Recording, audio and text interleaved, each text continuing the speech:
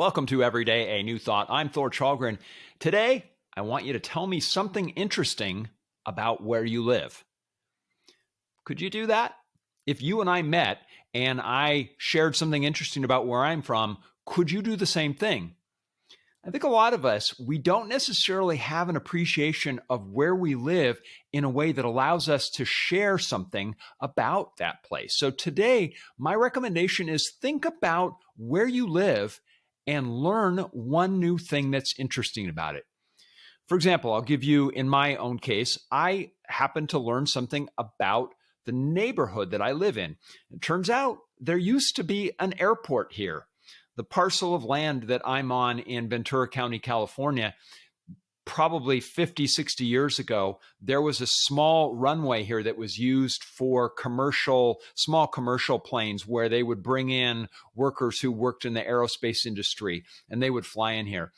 This airport, literally, I went and looked at the library and found a map of where the runway actually went. So now when I'm driving on our streets, I can imagine that it used to be a runway.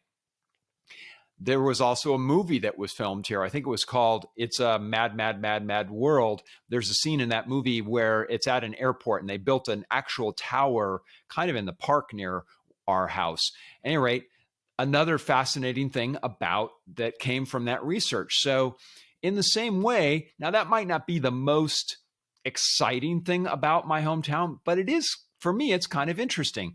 So my suggestion to you is think about where you live and ask, is there something about your town that's interesting? Something, maybe an old building, something that's been there for a while, or something significant that happened where you are.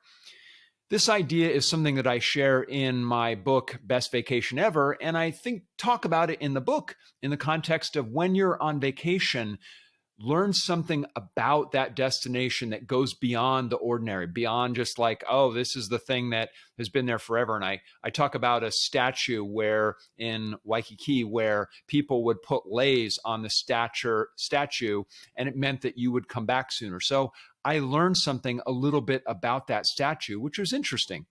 So why do this? Well, for one, it gives you a greater sense of appreciation of where you live, history, culture of where you live.